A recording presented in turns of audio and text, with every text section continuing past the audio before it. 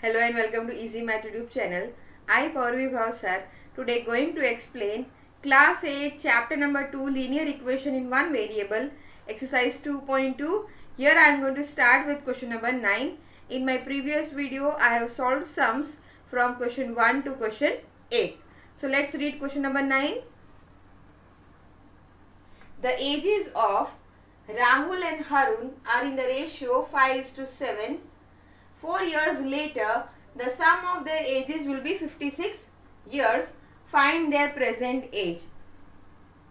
Here, there are two person, Rahul है और हारून है. उनकी एजेस गिवन नहीं है, लेकिन उनके बीच में जो रेशियो है वो गिवन है. रेशियो है 5:7. यानी अगर राहुल 10 इयर्स का है तो हारून होगा 14 इयर्स का. 4 years later यानी 4 साल बाद the sum यानी उन दोनों का एज का addition will be 56 years. Find their present age. तो यहाँ पर हमें दोनों के एज को लेना होगा एज वेरिएबल x. यहाँ टेबुलर फॉर्म बहुत इजी रहेगा.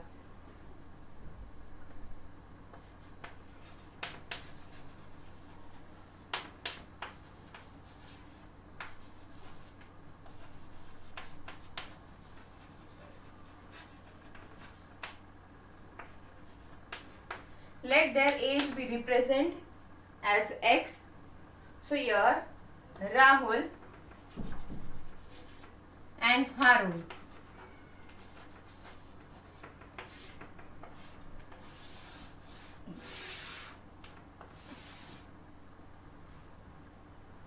Rahul की age in terms of x will be according to the ratio will be 5x. और हारून की age according to the ratio will be 7x. Now 4 years later यानी 4 साल बाद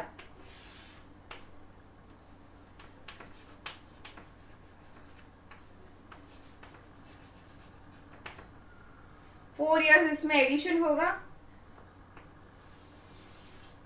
सो it will be 5x plus 4. तो राहुल की as 4 years increase होगी तो हारून की भी नेचुरली इंक्रीज होगी 4 years. This is 7x plus 4. अब ये जो उनकी एजेस है आफ्टर 4 इयर्स उनका एडिशन उनका सम क्या है 56 इयर्स. सो हमें फाइंड करनी है उनकी प्रेजेंट एज. तो यहाँ इक्वेशन होगा हमारा 5x प्लस 4 ये है राहुल की एज प्लस 7x प्लस 4 ये है हारून की एज. इन दोनों का सम है 56 इयर्स. अब इसे सिंप्लीफाई करना है. यहाँ पे x वाली टर्म्स को ऐड करेंगे. 5x plus 7x will be equal to 12x. Numerals को ऐड करेंगे. 4 plus 4 is 8 is equal to 56. So 12x is equal to 56 minus 8. 12x is equal to 56 minus 8 is 48. तो x is equal to 48 divided by 12. So x होगा हमारा 4. लेकिन ये final as नहीं है. हमें इसके ऊपर से फाइंड करनी है राहुल की प्रेजेंट एज और हारून की प्रेजेंट एज. तो राहुल की प्रेजेंट एज है 5x. x हमारा है 4. तो Rahul will be 5 into x की जगह हम लिखेंगे 4. So 5 into 4 he is 20 years old. Then Haroon की एज है 7x.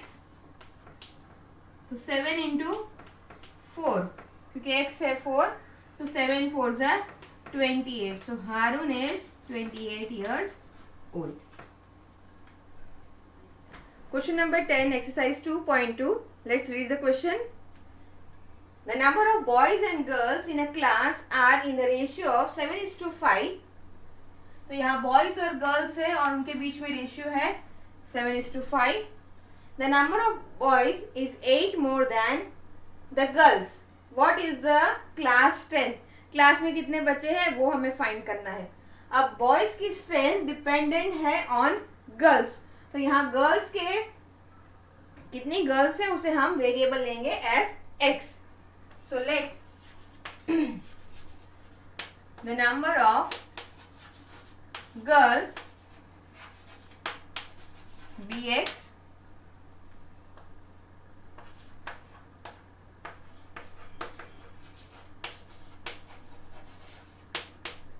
अगर गर्ल्स है x तो बॉयज है 8 मोर देन गर्ल्स, तो x प्लस 8. तो ये है गर्ल्स, ये है बॉयज. अब इन दोनों के बीच में क्या रेशियो है? 7:5. रेशियो बिटवीन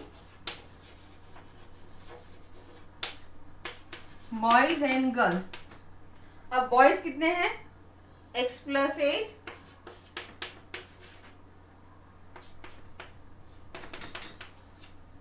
और गर्ल्स कितनी है? x. उनके बीच में रेशियो क्या है? बॉयज का 7 और गर्ल्स का 5. अब इसे हमें सिंपली क्रॉस मल्टीप्लाई करना है. सो 5 से मल्टीप्लाई होगा x प्लस 8 और 7 से मल्टीप्लाई होगा x. अब इसे सिंप्लीफाई करें. 5x plus 40 is equal to 7x. 5x को हम इधर साइड ले जाएंगे. So 40 is equal to 7x minus 5x. So ये होगा 40 इज इक्वल टू 2x. तो x will be 40 divided by 2. तो x है 10. अब x क्या है? हमारी नंबर ऑफ गर्ल्स. तो गर्ल्स कितनी है? Girls are 10. अब boys are 8 plus x. x है हमारा 10. So boys are 10 plus 8 18. लेकिन हमें यहाँ पर ना बॉयज फाइंड करना है ना नंबर ऑफ गर्ल्स फाइंड करना है. हमें टोटल क्लास स्ट्रेंथ फाइंड करनी है. सो टोटल क्लास स्ट्रेंथ क्या होगी?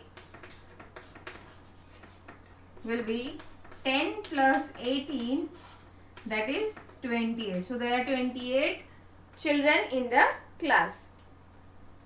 Question number 11, exercise 2.2. Let's read the question.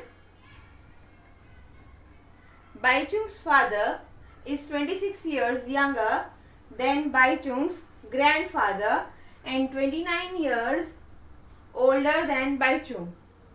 The sum of ages of all the three is 135 years. What is the age of each one of them? अब यहाँ पर 3 generations दी है और 3 generations की as एक दूसरे पर डिपेंडेंट है. और जब तीनों जनरेशन बाइचुंग, उसके फादर और ग्रैंडफादर की एज को ऐड करे तो आंसर आता है 135 इयर्स. तो हमें सबकी एज फाइंड करनी है. तो यहाँ कीवर्ड्स है sum of their ages. Then Baichung's father is 26 years younger than Baichung grandfather and 29 years older than Baichung. तो यहाँ पर हम वेरिएबल बाइचुंग्स फादर को भी ले सकते हैं या बाइचुंग को भी ले सकते हैं. दोनों तरीके से हमें आंसर मिलेगा. तो यहाँ पर एक टैबुलर फॉर्म बना दें तीनों की एज के लिए. फर्स्ट लेंगे हम बाइचुंग्स एज.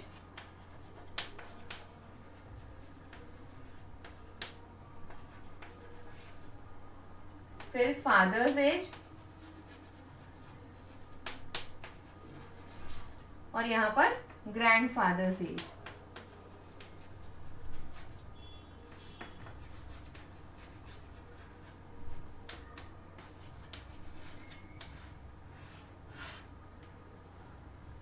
तो यहाँ पर हम बाइचुंग की एज को एज x ले लेते हैं. बाइचुंग सबसे छोटा है. Father's age. सो बाईचुंग की एज से फादर की एज यानी बाईचुंग फादर से कितना छोटा है. Here it is given Baichung's father is 26 years younger than Baichung's grandfather. तो ये ग्रैंडफादर की हुई, हम पहले ये फादर की एज कर ले. And 29 years older than Baichung यानी फादर बाईचुंग से कितने बड़े हैं 29 years. तो यहाँ फादर की एज होगी x प्लस 29. बाईचुंग सबसे छोटा है, उसके फादर उससे 29 years बड़े हैं. तो नेचुरली ग्रैंडफादर बाईचुंग से और ज्यादा बड़े होंगे. Baichung's father is 26 years younger than Baichung's grandfather. ये फादर ग्रैंडफादर से कितने इयर्स यंगर है 26 years यंगर है, यानी इनसे ये 26 years ज्यादा बड़े हुए. तो ये उनकी एज है फादर की एज. तो ग्रैंडफादर की एज क्या होगी, पहले तो फादर की एज. ग्रैंडफादर से फादर 26 years यंगर है तो ग्रैंडफादर 26 years ओल्डर हुए, वाइस वर्सा. तो ये इनका एडिशन होगा. अब ये तीनों की एज हमें मिल गई. बाईचुंग की है x, father x plus 29 and grandfather x plus 29 plus 26. तीनों को ऐड करने पर हमें आंसर आता है sum of ages, their edges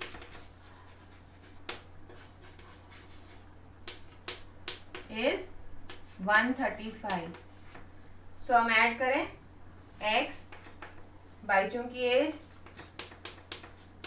father की एज और ग्रैंडफादर की एज, तीनों को जोड़ के 135 हो रहा है. अब x वेरिएबल को ऐड करें, x 3x plus 29 plus 29 it will B 58. 58 plus 26 is equal to 135. 3x plus 58 plus 26, 5, 8 plus 6, 14. 1 carried. 6 and 2 will be 8 is 135. So 3x is equal to 135 minus 84. So 3x is equal to 5 में से 4 जाएगा तो 1. From 13 if you subtract 8 you will get 5. So 3x is equal to 15 1. So x is equal to 51 divided by 3. 3 1s are 3. 2 remainder. 3 7s are 21. So x is 17. तो x किसकी as थी, बाईचुंग. तो हमने बाईचुंग की एज तो फाइंड कर ली, that is 17 years. Father की एज है x plus 29. So father's age, ये है बाईचुंग की as,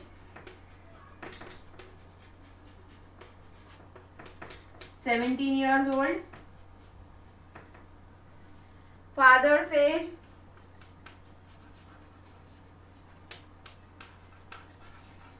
is equal to 17 plus 29. 7 and 9 16. 1 carried. 1 plus 1 2 and 4. So father is 46 years old and grandfather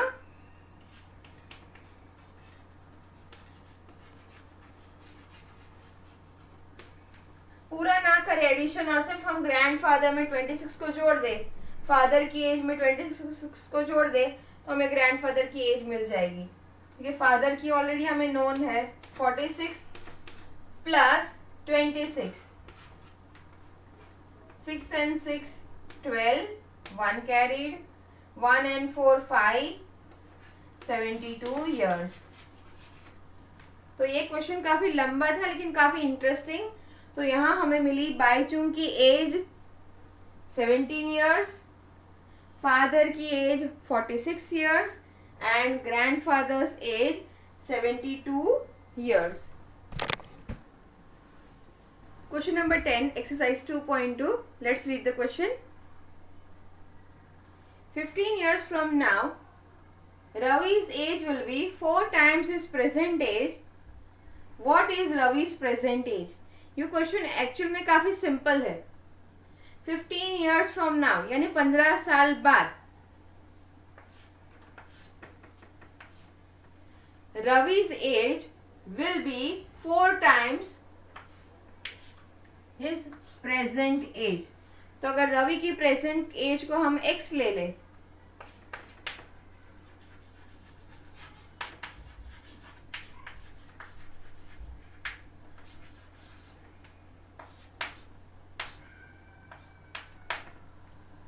तो क्या कहा है? 15 years from now यानी 15 साल बाद. After 15 years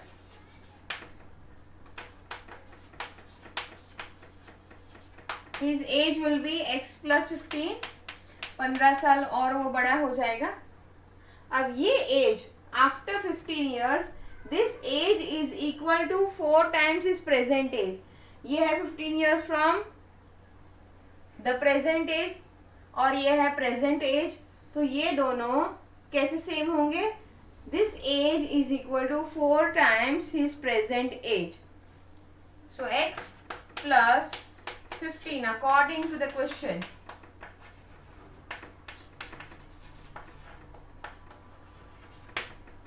X plus 15 is equal to 4 times his present age. So ये काफी simple हो गया.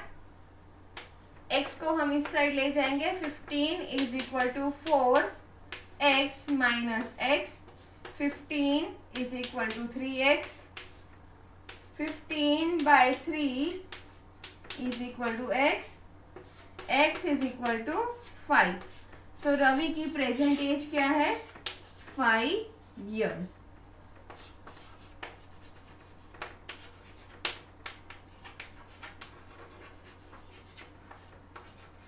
काफी सिंपल और इजी क्वेश्चन था. Question number 13, exercise 2.2. Let's read. A rational number is such that when you multiply it by 5 by 2 and add 2 by 3 to the product, you get minus 7 by 12. What is the number? So यहाँ पे एक rational number है जिसे हम assume कर लेते हैं as x. Let the rational number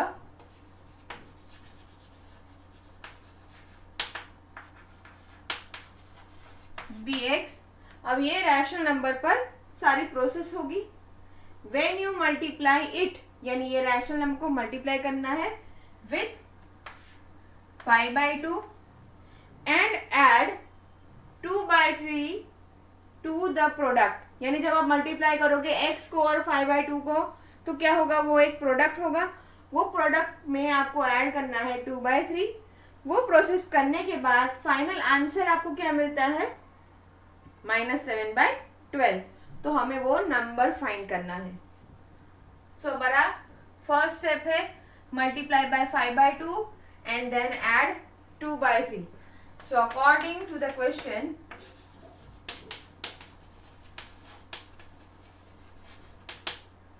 first step है हमें मल्टीप्लाई करना है रेशनल नंबर को विथ 5 by 2 यानी x into 5 by 2 which can be written as 5 by 2 x.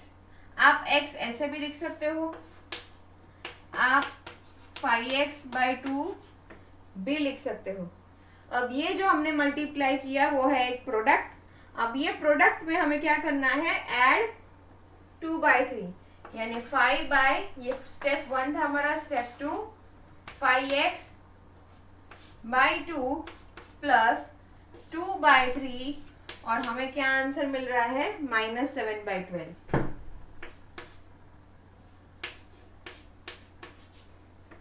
अब ये सब फ्रैक्शनल फॉर्म में है. सो हम ये तीनों का क्या लेंगे? LCM. LCM of 2, 3 and 12 is 12. सो ये हम मल्टीप्लाई करेंगे with 6. So 5x by 2 into 6 plus 2 by 3 यहाँ मल्टीप्लाई करेंगे विथ 4 ये हमारा एज इट इज रहेगा -7/12। ये हम क्यों कर रहे हैं, ताकि नीचे डिनोमिनेटर क्या हो जाए, कट हो जाए। दिस विल बी 30x/12 प्लस 8/12 इज इक्वल टू -7/12। अब सब जगह डिनोमिनेटर के में क्या हो गया, 12, so we can rectify this. So हमारे पास बचा है 30x plus 8 is equal to -7। अब इसे ही सॉल्व करेंगे। 30x plus 8 is equal to -7, ये हो जाएगा on the other side. 30x is equal to -7 minus 8, 30x is equal to -7 minus 8 is -15. So x is equal to -15/30. Both are multiples of 15. So ये cut हो जाएगा। 15 1s are 15 and 15 2s are 30, लेकिन ये negative sign है तो यहाँ पर minus. सो हमारा रैशनल नंबर है -1/2। x है -1/2, so the rational number is -1/2। Question number 14, exercise 2.2। Lakshmi is a cashier in a bank. She has currency notes of denomination ₹100, ₹50 and ₹10 respectively. The ratio of the number of these notes is 2:3:5. The total cash with Lakshmi is 4 lakh. How many notes of each denomination does she have? अब पहले तो denomination का मतलब क्या होता है।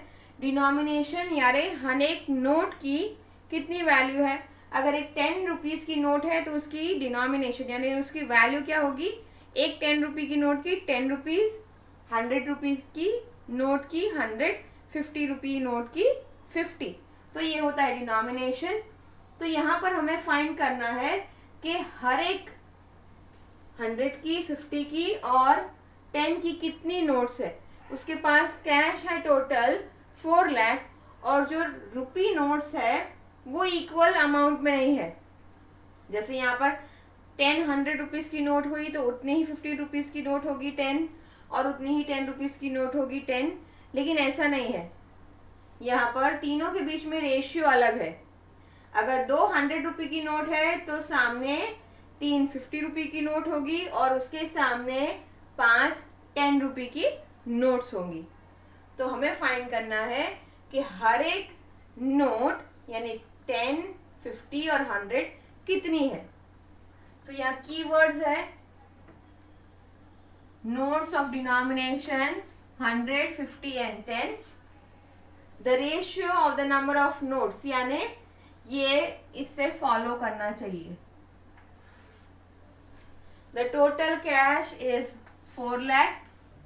सो यही information को हम यूज करेंगे। So let the number of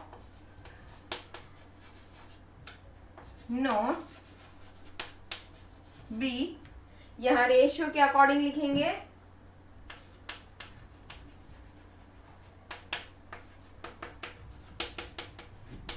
according to ratio यहां हम x ले ले तो ये होगा 2x is to 3x is to 5x। Yes, अब यहाँ पर 2x यानी x है हमारी 100 रुपये नोट, यानी ये हम मल्टीप्लाई करेंगे विथ 100। 3x है हमारी 50 रुपये नोट, तो इसे हम मल्टीप्लाई करेंगे विथ 50। एंड 5x हमारी है, ये x है यहाँ पर 10 रुपये, सो 5x will be multiplied with 10। So number of ₹100 note will be 2x into 100 which is equal to 200x. Similarly 50 rupee note is 3x into 50, so it is 150 rupees. So 150x and similarly 10 rupee note is equal to 5x into 10 which is equal to 50x. अब ये तीनों को add करें तो कितने पैसे है लक्ष्मी के पास अभी प्रेजेंट में?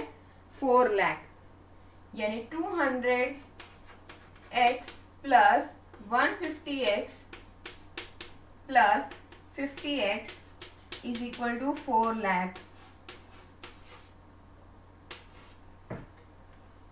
200 plus 150 350, 350 plus 50 400, 400x is equal to 4 lakh. ये काफी सिंपल है calculation. x is equal to 4 lakh divided by 400. Zeros will be cut. 4 ones are 4 and 4 thousands are 4000 यानी 1000, यानी x है हमारा 1000. लेकिन ये फाइनल आंसर नहीं है. x है हमारा अकॉर्डिंग टू द रेशियो कितनी, यहाँ पर नोट्स है 100 की 2x. So 100 rupees will be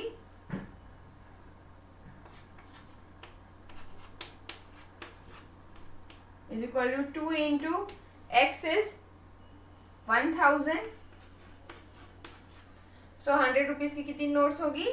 2000 notes. Similarly हमारी ये है 50 rupees notes. 3x is equal to 3 into 1000 which is 3000 notes. And lastly हमारी 10 rupees. 10 rupees है 5x, 5 into 1000 that is 5000 notes. तो लक्ष्मी के पास 100 रुपीज की 2000 नोट्स है, 50 रुपी की 3000 नोट्स है और 10 रुपी की 5000 नोट्स है. Question 15, exercise 2.2. Let's read the question. I have total of rupees 300 in coins of denomination rupee 1, rupees 2 and rupees 5. यानी मेरे पास पैसे है 300 रुपीज, लेकिन वो किस तरह से है? नोट्स में नहीं है, वो कॉइन्स में है. और मेरे पास कॉइन्स है 1 रुपी का, 2 रुपी का और 5 रुपी का कॉइन है. अब और इंफॉर्मेशन है, the number of 2 rupee coins is 3 times the number of 5 rupee coins. यानी 2 रुपी कॉइन्स ज्यादा है मेरे पास कंपेयर टू 5 रुपी कॉइन्स, और वो कितने ज्यादा है? 3 times. The total number of coins is 160. यानी मेरे पास 160 कॉइन्स है. How many coins of each denomination are with me. मुझे फाइंड करना है 1 रुपी के मेरे पास कितने कॉइन्स है, 2 रुपी के कितने हैं और 5 रुपी के कितने हैं. तो यहाँ पर पहली इंफॉर्मेशन है total amount with me.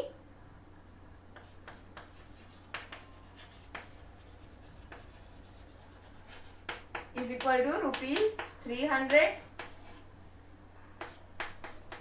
Total number of coins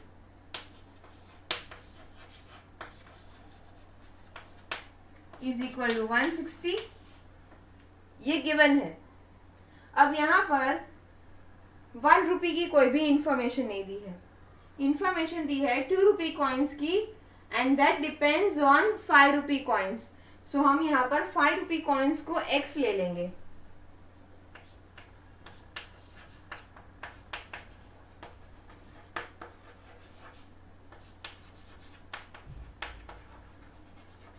is equal to x.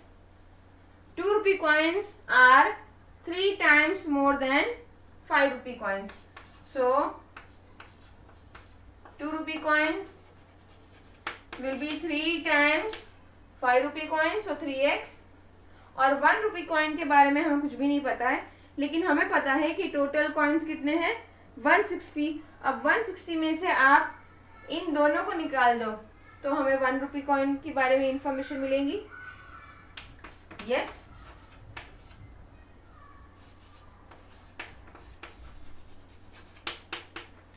Total है 160। 160 में से आप 5 रुपी प्लस 3 रुपी निकाल दो, सॉरी 2 रुपी, तो ये हो जाएगा 160 माइनस 4x। अब हमें मिल गए हैं हमारे 5 रुपीज़ के कॉइन, कितने होंगे 3 रुपीज़ के और 1 रुपी के। लेकिन इनकी एक्चुअल में वैल्यू क्या होगी?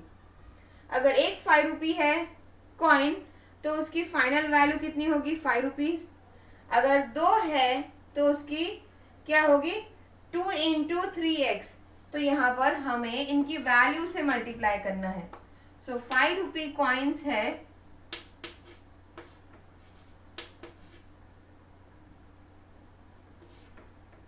₹5 coins will be equal to x into 5. So 5x, क्योंकि उसकी हर एक कॉइन की कीमत क्या है 5 रुपीज। सिमिलरली 2 रुपीज के कॉइन जो 3 टाइम्स है और हर एक की कीमत क्या है 2 रुपी, यानी ये होगा 6x। अब 1 रुपी की कॉइन, हर एक की कीमत 1 रुपी होगी, ये है 1 इंटू 160 माइनस 4x, जो 160 माइनस 4x ही रहेगा। अब हम तीनों को ऐड करेंगे तो कितने पैसे हो रहे हैं 300 रुपीज। सो यहाँ 5x plus 6x plus 160 minus 4x, इसे हम 1 से मल्टीप्लाई करें तो सेम ही रहेगा। This is equal to 300 rupees. अब सारी x वाली टर्म्स को हम देख ले। 5x plus 6x 11x, 11x minus 4x will be equal to 7x. ये 160 will go on the other side, so it will be 300 minus 160. So 7x is equal to, this will be 10, 4, this will be 2, 140. So x is equal to 140 divided by 7, which is equal to 20. अब ये तो हमारा मिला x जो है 20। तो यहाँ पर 5 रुपी कॉइन्स कितने हैं x, तो 5 रुपी कॉइन्स कितने होंगे 20।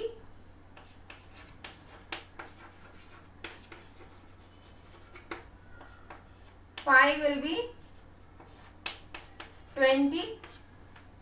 2 रुपी कॉइन्स कितने हैं 5 टाइम्स, यानी 3 टाइम 3 इंटू 20। सो 2 रुपी कॉइन्स है 3 into 20, that is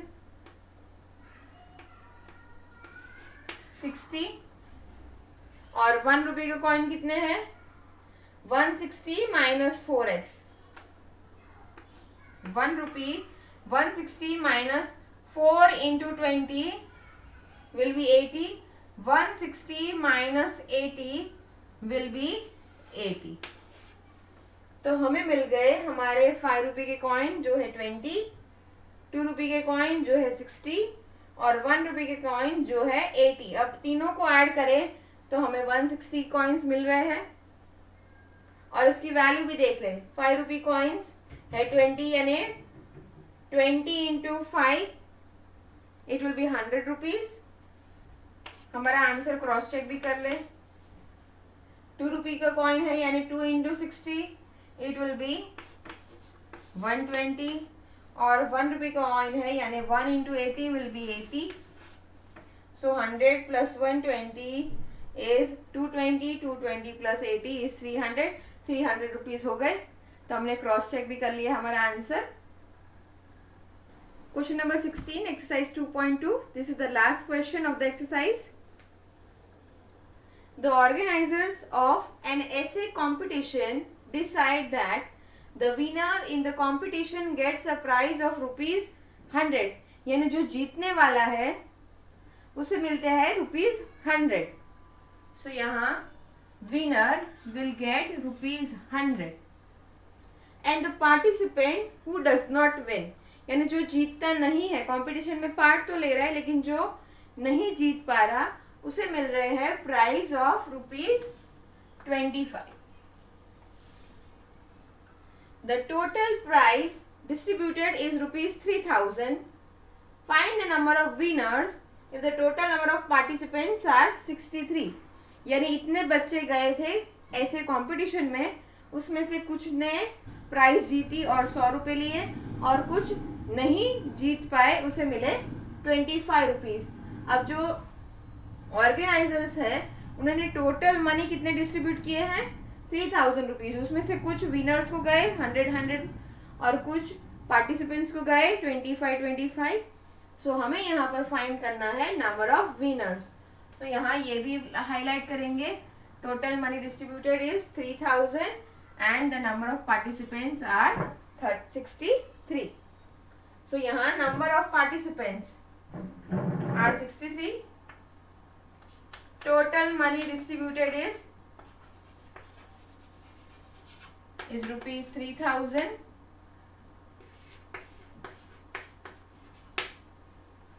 number of participants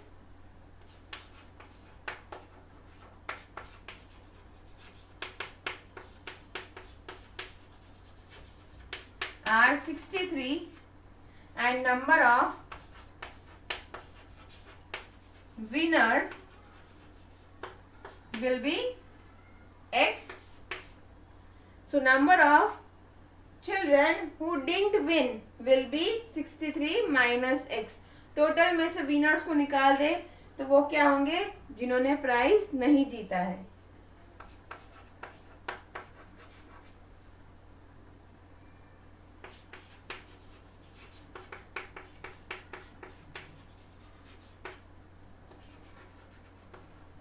Who did not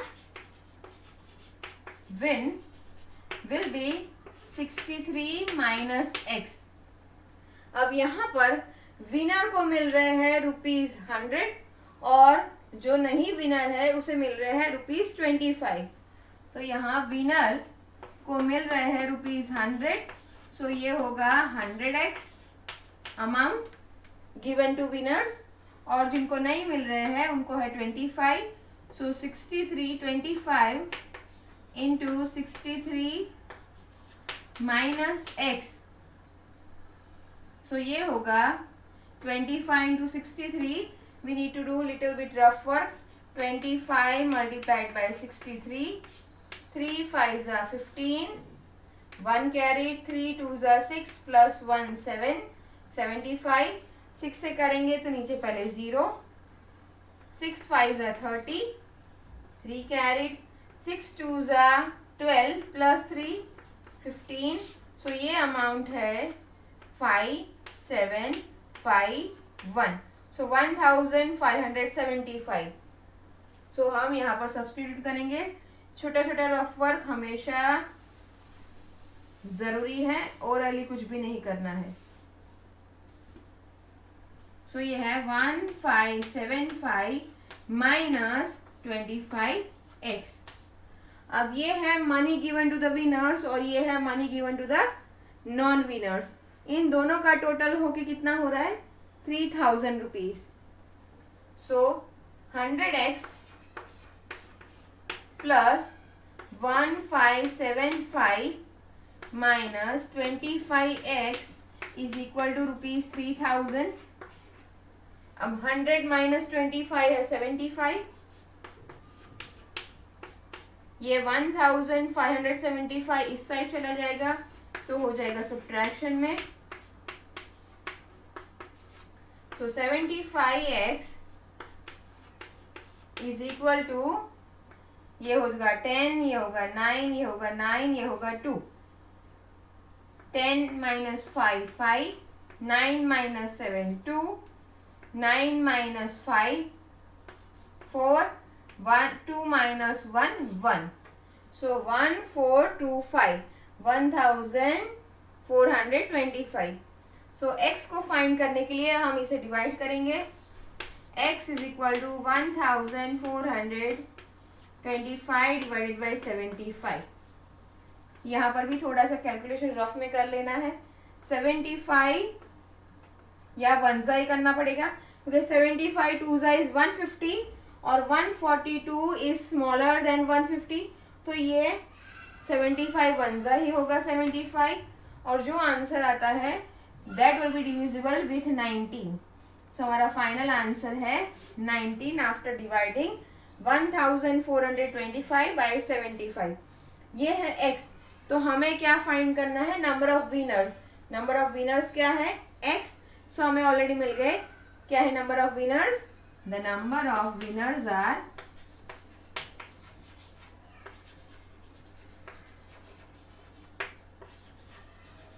19।